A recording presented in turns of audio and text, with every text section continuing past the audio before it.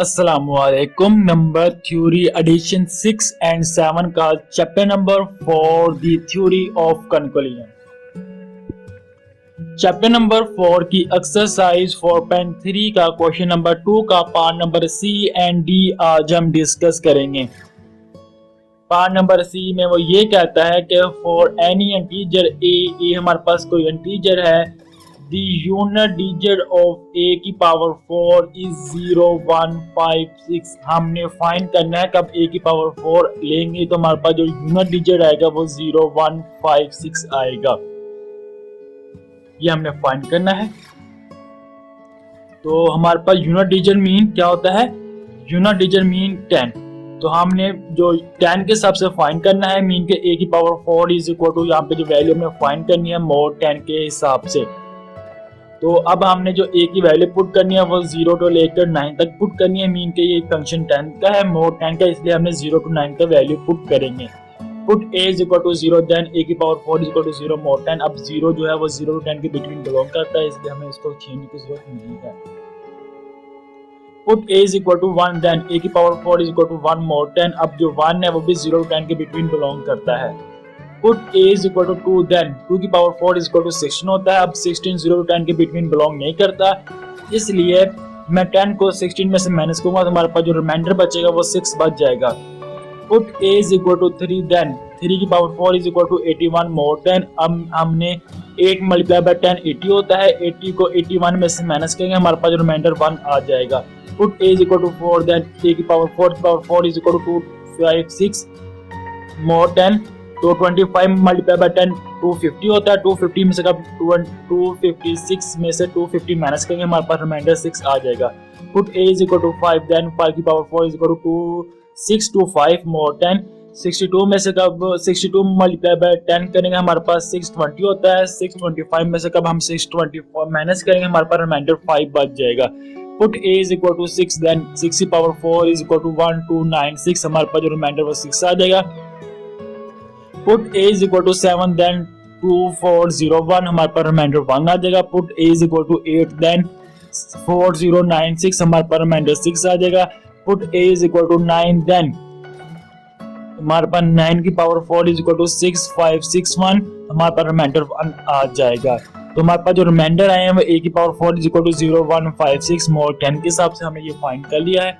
तो next part जो D है उसमें क्या कहता है उसको डिस्कस कर लेते हैं।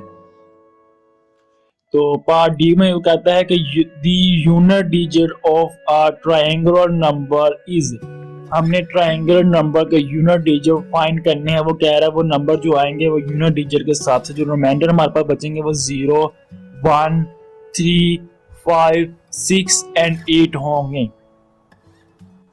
तो इसको हमने फाइंड करना है, तो इसको हम डिस्कस करते हैं। यूनिट डिजिट मीन के 10। अब ट्रायंगुलर नंबर क्या होते हैं? वो होते हैं a into a plus 1 divided by 2। a हमारे पास जो वैल्यू है वो 0 to लेकर 9 तक बिलोंग करती है, 0 to 9 के बिटवीन बिलोंग करती है, क्योंकि मोड 10 का फंक्शन है। अगर ये मोड 100 का फंक्शन होता तो हमारे पास जो वैल्यू होती है a की वो 0 to लेकर 99 के बिटवीन बिलोंग करती है। हमें 0 to लेकर 99 की तमाम वैल्यू इस फंक्शन में पुट करके रिमाइंडर फाइंड करना पड़ना था। अब उसने यूनिट डिजिट की बात की, इसलिए हमारे पास 10 है, मीन के 0 to लेकर 9 तक ये तमाम वैल्यू इस इक्वेशन में पुट करनी है a की जगह।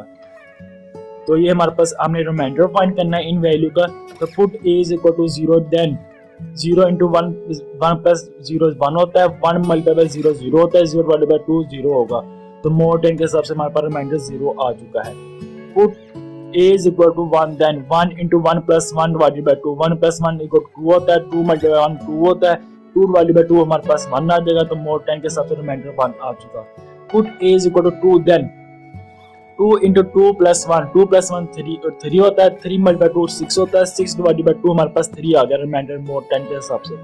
Put a is equal to 3 then 3 into 3 plus 1, 3 plus 1 4 होता है, 4 मल्टीप्लाई बाय 3 25 होता है, और sorry 4 multiply 3 is equal to 12 होता है, 12 डिवाइडेड बाय 2 हमारे पास 6 आ गया, रिमाइंडर हमारे पास 6 आ चुका है।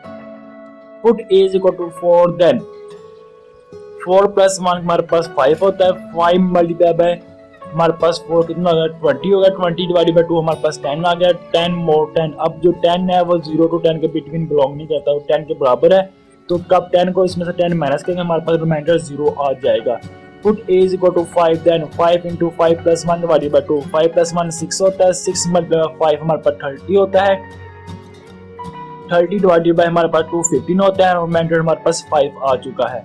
तो put a is equal to 6 then 6 into 6 plus 1, 6 plus 1 7 होता है, 7 मल्टीप्लाई बाई 6 42 होता है, 42 डिवाइडेड बाई 2 हमारे पास 21 होता है। मोर 10 के सबसे हमारे पास रिमाइंडर कितना आएगा, 1 आ जाएगा। Put a is equal to 7 then 7 into 7 plus 1 divided by 2। 7 plus 1 हमारे पास कितना हो गया, 8 हो गया। 8 मल्टीप्लाई बाय हमारे पास 7 कितना हो गया, ये हमारे पास हो गया, डिवाइडेड बाय 2 करेंगे हमारे पास 28 आ जाएगा। 28 मोर 10 के हिसाब से 2 मल्टीप्लाई बाय 10 20 होता है। तब 20 को 28 में से माइनस करेंगे हमारे पास रिमाइंडर 8 आ जाएगा। Put a is equal to 8 then 8 into 8 plus 1 9 होता है। 9 मल्टीप्लाई बाय 8 हमारे पास होता है 72। 72 डिवाइडेड बाय 2 हमारे पास 36 होता है। मोर 10 के सबसे हमारे पास जो रिमाइंडर आ गया वो 6 आ गया। Put a is equal to 9 then 9 into 9 plus 1 divided by 2। 9 plus 1 हमारे पास 10 होता है, 10 मल्टीप्लाई 9 90 होता है, डिवाइडेड बाय 2 हमारे पास 45 आ गया। तो हमारे पास मोर 10 के हिसाब से हमारे पास रिमाइंडर कितना आ गया, 5 आ गया। अब हमारे पास जो रिमाइंडर आए a into a plus 1 divided by 2 के वो 0 1 3 5 6 8 आ गए मोर 10 के हिसाब से। उम्मीद है ये आपको मतलब इस सवाल को इंशाल्लाह नेक्स्ट वीडियो में आपसे नेक्स्ट सवाल के साथ मुलाकात होगी। तब तक अल्लाह हाफिज़।